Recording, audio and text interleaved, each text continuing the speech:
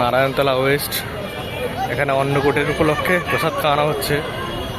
প্রচুর দর্শনার্থী এসেছেন, অনেকে অলরেডি প্রসাদ পেয়ে গেছেন। মোটামুটি সবাইকে প্রসাদ দেওয়া হচ্ছে এখানে।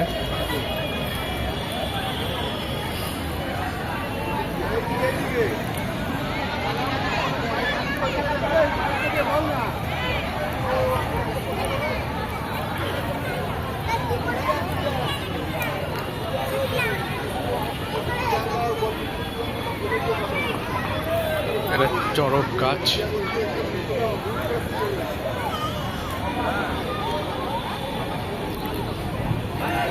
এখানে প্রসাদ খাওয়া থেকে শুরু করে হাত দেওয়া সব কিছুর সুব্যবস্থা রয়েছে।